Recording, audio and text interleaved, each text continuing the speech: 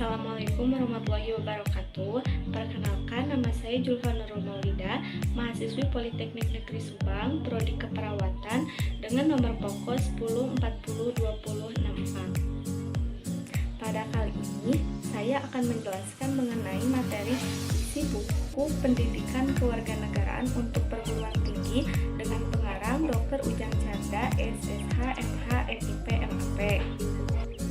Adapun resum dari buku ini dengan penjelasan sebagai berikut.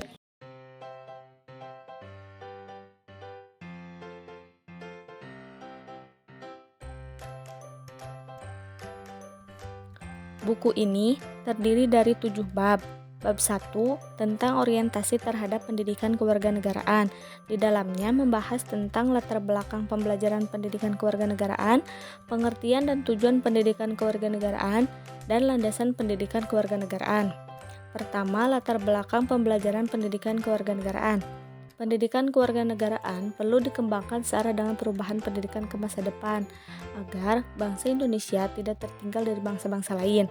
Selanjutnya, untuk pengertian dan tujuan pendidikan kewarganegaraan. Secara umum, pendidikan kewarganegaraan bertujuan untuk memberikan pengetahuan dan kemampuan dasar kepada mahasiswa mengenai hubungan antara warga negara dengan negara, serta pendidikan pendahuluan bela negara agar mahasiswa menjadi warga negara yang dapat diandalkan oleh bangsa dan negara. Dan yang terakhir, landasan pendidikan kewarganegaraan. Dalam landasan pendidikan kewarganegaraan terdiri dari 3 landasan. Yang pertama, landasan ilmiah, landasan hukum, dan landasan historis. Bab 2 tentang memahami identitas nasional sebagai karakter bangsa Indonesia. Di dalamnya membahas tentang proses berbangsa dan bernegara, identitas nasional, dan Pancasila sebagai identitas nasional bangsa Indonesia. Untuk proses berbangsa dan bernegara, terdapat 2 pembahasan, yaitu asal-usul bangsa Indonesia dan asal-usul istilah Indonesia. Selanjutnya, identitas nasional. Identitas nasional merupakan manifestasi nilai-nilai budaya yang tumbuh dan berkembang dalam berbagai aspek kehidupan dari ratusan suku yang dihimpun dalam satu kesatuan Indonesia menjadi kebudayaan nasional dengan acuan Pancasila dengan Bhinneka Tunggal Ika sebagai dasar dan arah pengembangannya.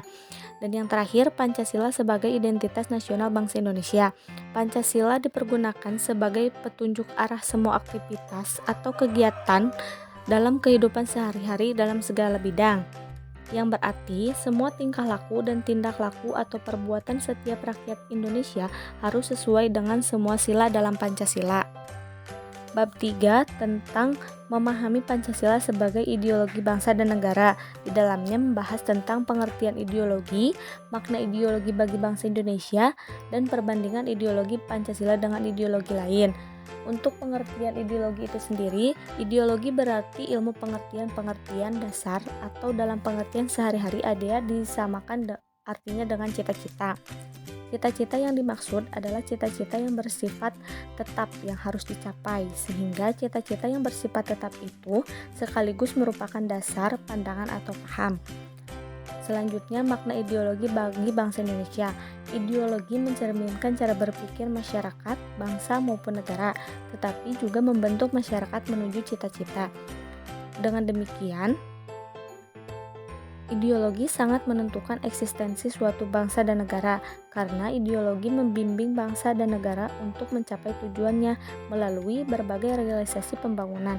Hal ini disebabkan karena ideologi terkandung suatu orientasi praktis.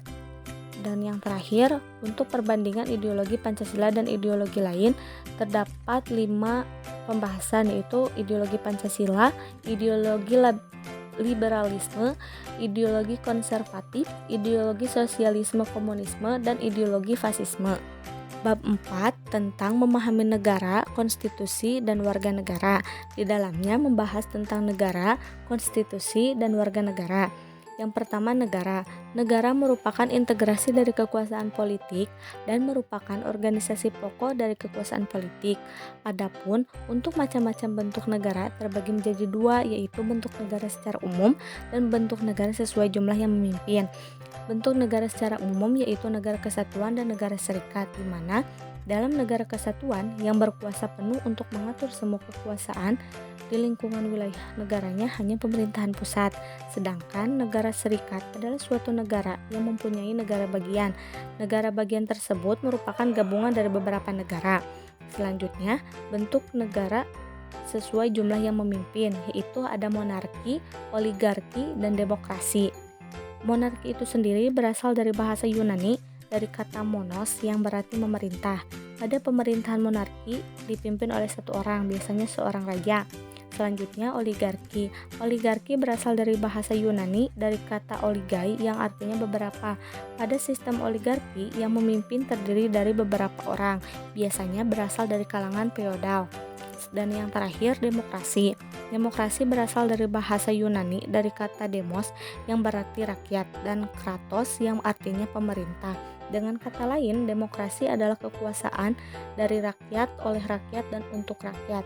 Pada sistem demokrasi, kekuasaan penuh terletak di tangan rakyat.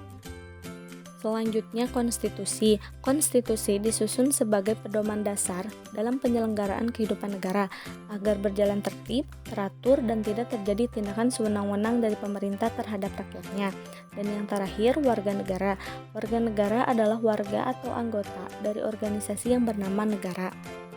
Bab 5 tentang memahami negara hukum, hak asasi manusia, dan demokrasi. Yang pertama, negara hukum. Menurut pandangan Ramesh Misra, Lawrence Friedman, dan Jan M. Buchman, peranan hukum dalam negara yaitu untuk melindungi, mengatur, dan merencanakan kehidupan ekonomi, sehingga dinamika kegiatan ekonomi itu dapat diarahkan kepada kemajuan dan kesejahteraan seluruh rakyat. Selanjutnya, hak asasi manusia. Hak asasi manusia adalah seperangkat hak yang melekat pada hakikat dan keberadaan manusia sebagai makhluk Tuhan yang Maha Esa dan merupakan anugerahnya yang wajib dihormati, dijunjung tinggi, dan dilindungi oleh negara, hukum, dan pemerintah, dan setiap orang demi kehormatan serta perlindungan harkat dan martabat manusia. Dan yang terakhir, demokrasi. Demokrasi lebih dikenal dengan pengertian dari rakyat oleh rakyat untuk rakyat. Bab 6 tentang memahami wawasan Nusantara sebagai wawasan nasional Indonesia. Di dalamnya membahas tentang wawasan Nusantara mempunyai arti cara pandang bangsa Indonesia tentang diri dan lingkungannya berdasarkan Pancasila dan Undang-Undang 1945 serta sesuai dengan geografi wilayah Nusantara yang menjiwai kehidupan bangsa dalam mencapai tujuan atau cita-cita nasionalnya. Bab 7 tentang memahami ketahanan nasional dan integrasi nasional Indonesia. Di dalamnya membahas tentang ketahanan nasional dan integrasi nasional.